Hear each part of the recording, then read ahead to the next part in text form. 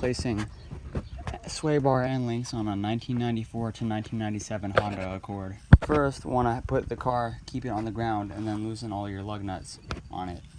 And then raise both sides of the car off the ground like this. I already did the driver's side, so now I'm going to do the passenger side, which on these cars, the sway bar is on the back side of the axle, so that means I'm going to have to turn the wheel to the left. Next, you unbolt the wheel, which I didn't do that before I raised it, so now I have to do my improvised solution. I push the seat all the way back, take a board, put it on the brake pedal in between the seat, and then I push the seat forwards like that so it pushes the brake. Don't leave it like that too long, you might kill your battery. Now you take the breaker bar and you loosen all of the wheel bolts and your wheel will not spin. Once you have that done, go back to the car and remove the board from the brakes on the interior. Now you can remove your lug nuts and your wheel. Now go back to your car and turn your wheel to the left.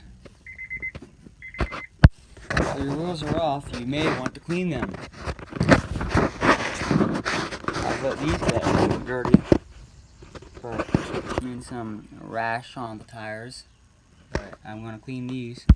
For the removal, you will need a 12mm wrench, 12mm socket with extensions. You may need a breaker bar that fits the socket size that you have. And I like to use penetrating oil because my car is 1995 model, and that means that all of these parts have been sitting and rusting since 1995.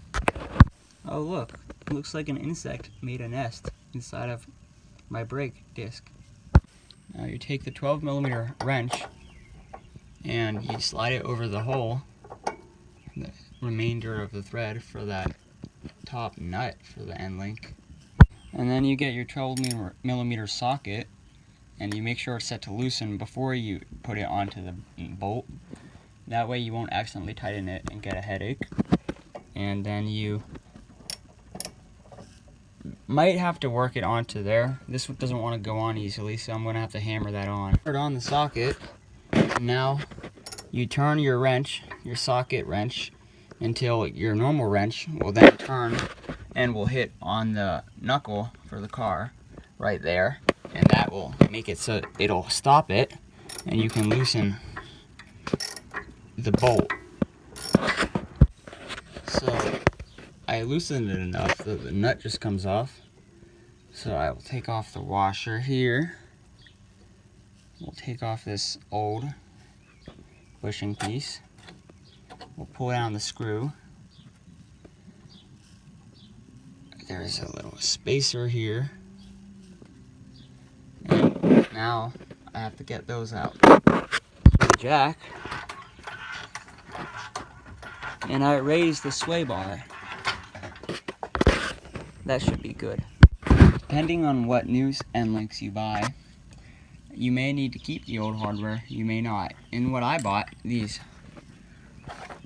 Prothane components, it has these little, the bushings, but then I get these new spacers, and it also has the entire new hardware right there with the bolt and a new nut here.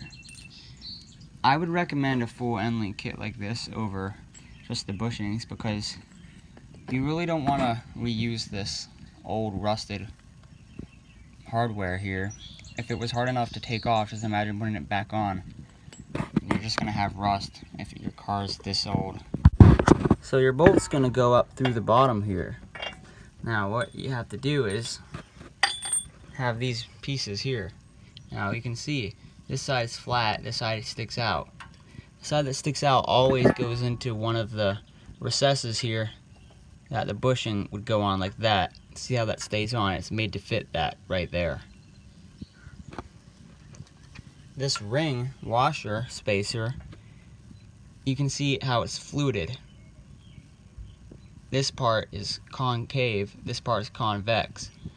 the convex side always goes against the bushing. So your order from bottom up is bolt, washer with the convex side up, and then your bushing, can't get it to stay in there. You take your other bushing, this time with the round part here sticking down. It'll fit through there like that. And then you take your spacer, you pull this down, make sure you have the convex side towards the bushing. And then you take your other spacer, convex side up. You take your bushing with the nub up. I'll push this up because it has to go through here. Then I release my jack. That just went right onto there. Perfect. And then I will take my last bushing, put the nub side into the metal. I'll push up my bolt, and then I'll take this with the convex side down.